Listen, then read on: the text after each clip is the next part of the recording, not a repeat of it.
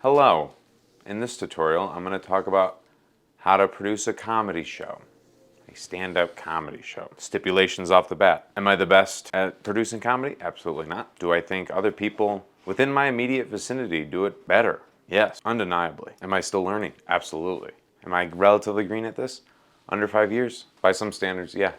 A lot of people's standards, I'm probably very still green at this. However, some qualifications. Last year, myself, Elliot Weber, Josh Emerson produced over 150 events, and we're on pace to do more than that this year. I think we're qualified to talk about how to produce a comedy show. The first step is to make sure you're a comedian. And what I mean by that is focus on being a good comedian first. Go to open mic, go to other shows, get booked on shows, see how shows are run. Just build your toolbox before you run and start producing a show, just because it's a lot. Our energy is finite, our brain capacity is finite, and producing takes up a uniquely specific and square footage large amount chunk. It takes up a lot. And right now I got a weekly show and a weekly mic and 2 monthly shows. It's a lot. However, I spent 4 years really hitting open mics and practicing and growing as a comedian before I really shifted my focus into producing. And I'm glad I did that. I'm now at a point where I want to get better at hosting. I want to make this a career. I want to make a living off of it. That's where I was at, March, April last year. And now I'm doing it. Yeah, I didn't jump into it, and thank God. Because also, like, the comedians that you're booking and the venues that you're working with and the numbers of those available to you and open to working with you is also finite. And you don't want to jump into it when you're not ready. Secondly, nail down your concept and find a venue.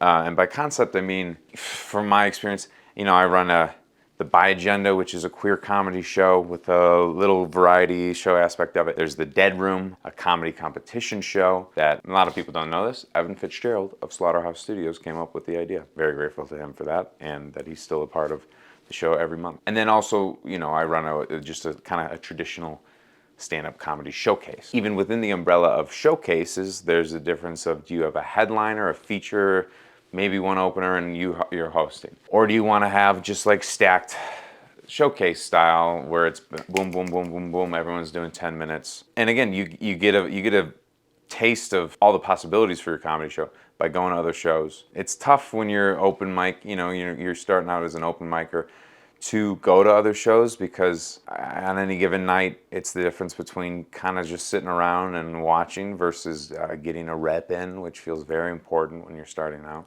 and is very important when you're starting out. However, there is tremendous value, both immediate and long term, to going to a show and checking that out, seeing what it's all about, how they're doing it, what would you do differently. You get all that. You get all that really quick, and then you just keep multiplying that by more show-ups, more occurrences, and you get a good idea what you want to do and how you want to do it. Then find a venue. Yeah, once you have your concept, then you can pitch your show. Look for the ideal. I think I got a really ideal space now with my Lucy show, which is a basement, low ceilings, brick wall room separate from the main bar where the show will be, owners on board, not a lot of other noise. It's really ideal.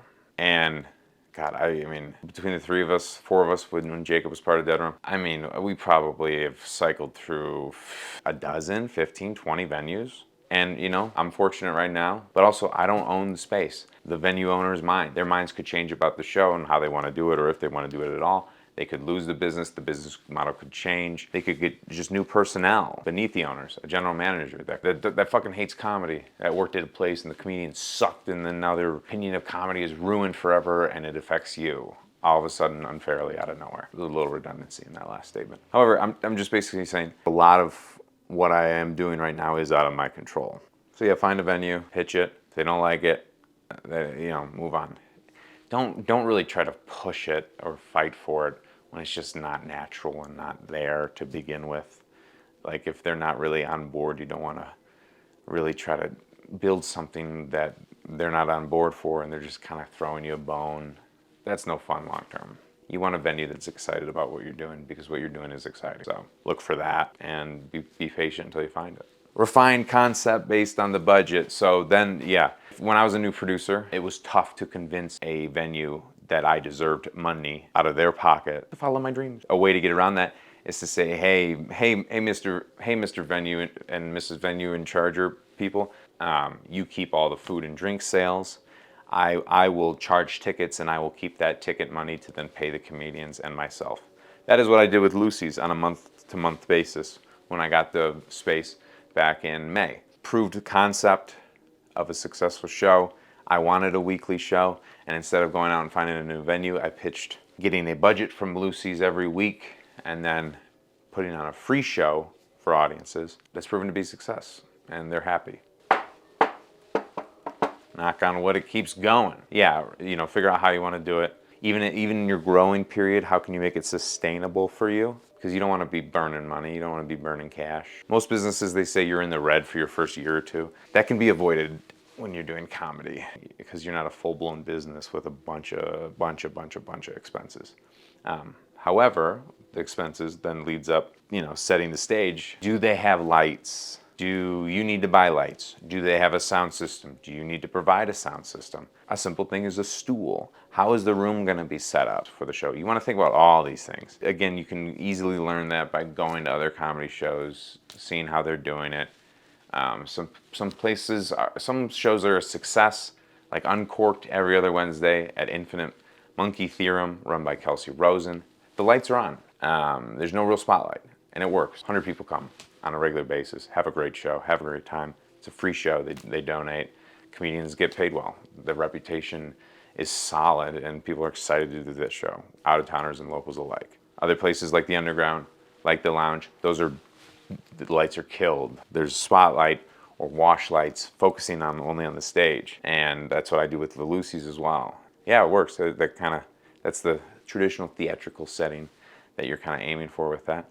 But again, it doesn't have to be one way or the other. Yeah, just see what is available to you in the space that you have. Think about what's easiest to set up. Some weeks you're going to be coming late and you don't have time to set up 20 lights and blah, blah, blah. And whatever's kind of, keep it simple, stupid. That's a thing. Keep it simple while also making sure it looks good and it's fun and it's an experience. There's a reason why, people that dress the stage and light the stage for a play or film sets, that's a whole job, because when done well, it really sets the final product apart for audiences.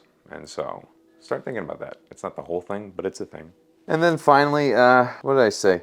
Oh yeah, let it fly. Let it fly. Just do it. Start doing your show. And then last, it's just like try not to, also part of this last point, is try not to focus on the failures night of. Shit will go wrong. Roll with it. Yeah, and that's a lesson. Every failure is a lesson. The moment that, you've heard that, but like literally when something bad happens, just immediately in your mind think, what can I learn from this? If you just make that switch as quickly as possible, it no longer is a failure. It no longer is a negative. It is a learning experience. It's a positive. You're going to be in this a long time. Thank God what happened now, so you can carry the new knowledge, the new experience, the better approach moving forward as you keep moving forward. Because you want to. That's why you're watching this fucking video. All right, I've talked enough. Okay, log off. The tutorial's over. Rewind it, take some more notes. You missed a thing or two. I know you did. I love you. Have a good day.